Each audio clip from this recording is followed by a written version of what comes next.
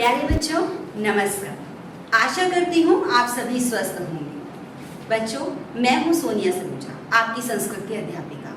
आज मैं आपको पढ़ाने जा रही हूँ वो विषय जिसका नाम है संधि। बच्चों संधि एक संस्कृत का शब्द है जिसका अर्थ होता है मेल अर्थात मिलान। जब दो अक्षर मिलकर एक नया अक्षर बनाते हैं और उसमें जो विकार आता है उसे कहते हैं संधि। यहाँ पर आप एक उदाहरण देख रहे हैं, विद्या जमा आल, शब्द बनता है विद्यालय। इस शब्द में आप देख पा रहे हैं यहाँ आ है, यहाँ भी आ है। जब आ के साथ मेल हुआ तब एक नया विकार आया और विकार क्या आया? आ, और उससे शब्द क्या बना? विद्यालय। इस तरह हम कह सकते हैं कि दो शब्दों या दो अक्षरों के मिलने से जो विकार आता है उस विकार का नाम है संधि। अब आते हैं संधि विच्छेद की। संधि विच्छेद, विच्छेद अर्थात अलग करना, तोड़ देना, तो विच्छेद का अर्थ है अलग करना। आप उदाहरण देख सकते हैं, हिमालय, हिम जमा आलय। आपने यहाँ पर भी एक शब्द देखा था, ये पहले अलग था, हमने इसे मिलाकर एक नया शब्द बनाया जिसका नाम हमने दिया संधि। अब हमने अलग कर दिया और फिर इसे मिलाकर एक शब्द बनाया, उसका नाम बना संधि विच्छेद। तो सरल शब्दों में हम कह सकते हैं कि अलग करना विच्छेद कहलाता है, मिलाकर लिखना संधि कहलाता है। आइए चलते हैं इसके भेदों की ओर। संधि के भेद। संधि के 3 प्रकार हैं, स्वर संधि, व्यंजन संधि और विसर्ग संधि। स्वर, जैसा कि नाम से ही पता चल रहा है, स्वर का जब स्वर के साथ मेल होता है और जब एक नया विकार उत्पन्न होता है तो क्या कहलाता है? स्वर संधि। व्यंजन संधि, जब व्यंजन का व्यंजन के साथ मेल होता है और विकार उत्पन्न होता है तो क्या कहलाता है? व्यंजन संधि। ऐसे ही विसर्ग संधि, जब स्वर अथवा व्यंजन का विसर्ग के साथ मेल होता है और जो नया विकार उत्पन्न होता है क्या कहलाता है? विसर्ग संधि। तो बच्चों आपके पाठ्यक्रम में स्वर संधि के ही भेदों का वर्णन दिया गया है, तो हम केवल स्वर संधि के भेद का ही अध्ययन करेंगे। स्वर संधि के भेद 5: दीर्घ संधि, गुण संधि, वृद्धि संधि, यण संधि, अयाति संधि। तो देख रहे हैं आप, स्वर संधि के भी 5 भेद हैं, लेकिन हम इसमें भी अपने पाठ्यक्रम के अनुसार केवल 3 भेद का ही वर्णन पढ़ेंगे। तो चलिए चलते हैं अपने पहले भेद की ओर जिसका नाम है दीर्घ संधि। बच्चों आप देख पा रहे हैं दीर्घ, दीर्घ का क्या अर्थ होता है? बड़ा, विशाल। तो अपने नाम से ही सार्थक है, जो संधि अपने आप में ही बड़ी है, जिसका नाम ही दीर्घ है, उसका क्या अर्थ है? दीर्घ संधि। आइए उदाहरण के साथ समझते हैं इसे। जब अ या आ के साथ मेल होता है और नया विकार आता है आ, वहां क्या कहलाती है? दीर्घ संधि। जब ई का ई या ई, बड़ी ई और छोटी ई के साथ मेल होता है तो विकार क्या आता है? बड़ी ई। जब ऊ का ऊ या ऊ के साथ मेल होता है और विकार आता है ऊ, बड़ा ऊ, उसे क्या कहते हैं? दीर्घ संधि। तो बच्चों आप यहाँ देख पा रहे हैं कि जो भी विकार हुआ है वो दीर्घ रूप में ही हुआ है। चाहे अ का अ के साथ, आ के साथ, ई या बड़ी ई, छोटा ऊ या बड़ा ऊ किसी के साथ भी मिलाएं तो उसका उत्तर हमें दीर्घ में ही मिलता है। तो क्या कहलाती है वह संधि? दीर्घ संधि। आइए इसके उदाहरण देखते हैं। राम जमा अवतार। आप देख पा रहे हैं राम में अंतिम अक्षर क्या है? अ।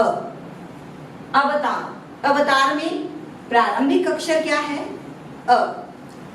यहाँ अ और यहाँ अ, अगर हमने इन दोनों को मिला दिया तो विकार आया अ। अ जमा अ, ये मिलकर क्या बने? आ। हमारा शब्द बना रामावतार। जैसा कि हमने अभी आपको बताया था, अ के साथ अ या आ मिलाएं, ये इसी का ही उदाहरण है। अब चलते हैं दूसरे उदाहरण की ओर। ई के साथ जब ई या ई मिलता है, कवि जमा इंद्र। आप देख पा रहे हैं कवि में अंतिम अक्षर क्या है, ई, और इंद्र का प्रारंभिक क्या है, ई। हमने जब इन दोनों का मिलान किया, संधि की इनकी, तो क्या शब्द आया हमारे पास, कविंद्र।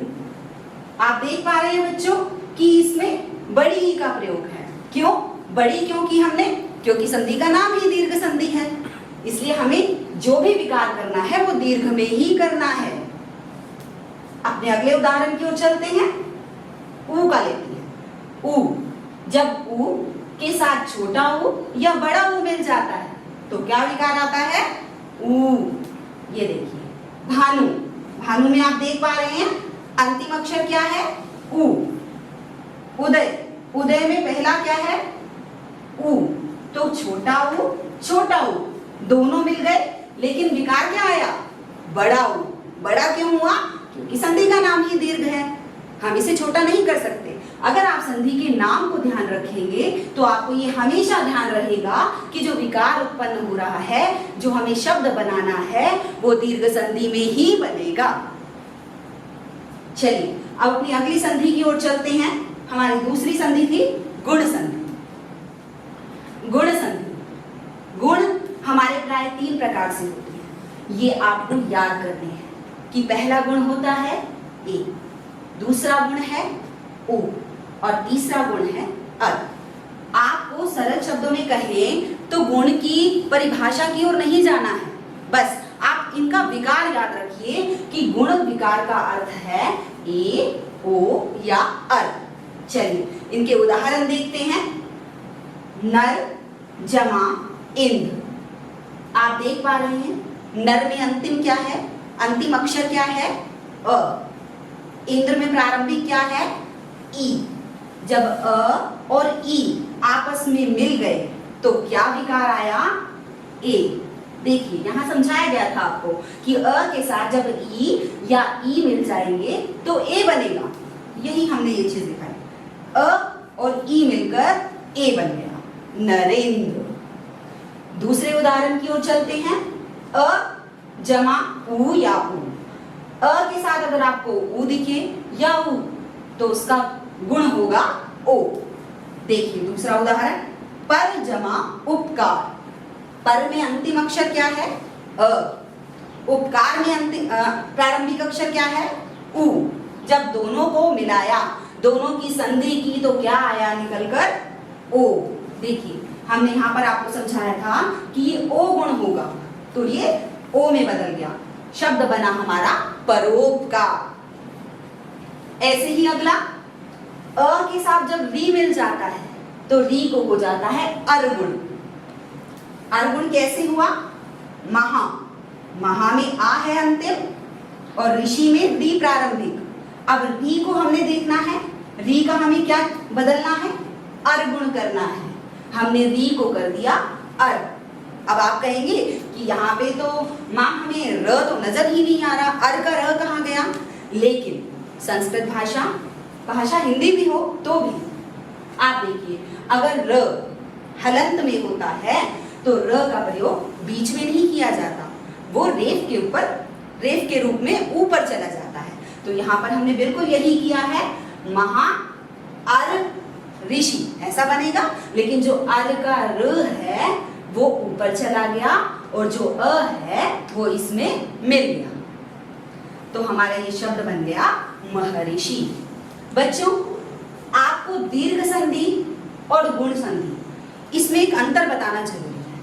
क्या है वह अंतर, देखिए जब हम इसमें अ और अ का मिलान करते हैं, अब आप सोचेंगे कि यहाँ पे भी तो अ के साथ मिलाया, यहाँ पे भी अ के साथ मिलाया, तो अंतर क्या हुआ, अंतर ये हुआ कि दीर्घ संधि में जो मिलान होता है वो समान स्वरों का होता है। आप देख पा रहे हैं यहाँ अ के साथ अ या आ समान स्वर ही मिला है, लेकिन यहाँ पे देखिए अ के साथ ई ये समान स्वर नहीं है, अ के साथ ई है, अ के साथ ऊ है, लेकिन ई के साथ ई है, ये समान स्वर है। अ आ ई ई, उ, ऊ, ये समान स्वर है, लेकिन अ, ई, अ, उ, अ, री ये समान स्वर नहीं है। तो जब समान स्वरों का समान स्वरों के साथ मेल होता है तब दीर्घ संधि होती है, लेकिन जब समान स्वरों का असमान स्वरों के साथ मेल होता है तो वहां पर गुण संधि हो जाती है। चलिए पढ़ते हैं अपने तीसरे भेद के विषय में, जिसका नाम है वृद्धि संधि। देखिए बच्चों, वृद्धि संधि के अनुसार आपको वृद्धि दो अक्षरों की मिलेगी, एक ऐ और एक औ। अभी आपने गुण के बारे में पढ़ा था, गुण में हुआ था ए और ओ, लेकिन यहाँ वृद्धि संधि में आप पढ़ेंगे ऐ और औ के विषय में। तो आपको ये अंतर समझना है और इस अंतर को याद भी रखना है कि गुण संधि में 3 परिवर्तन कौन से हुए थे और वृद्धि संधि में ये 2 परिवर्तन कौन से हुए हैं। चलिए इनको उदाहरण के माध्यम से समझते हैं। 1 जमा 1, आप देख पा रहे हैं इधर यहाँ का अंतिम अक्षर क्या है, क में अ, और 1 का प्रारंभिक क्या है, ए। क में अ जमा ए, अ जमा ए, क्या परिवर्तन हुआ, ऐ। ये देखिए बच्चों, ऊपर जो 2 मात्रा होती है वो ऐ की मात्रा कहलाती है, लेकिन जो 1 मात्रा होती है वो ए की मात्रा कहलाती है।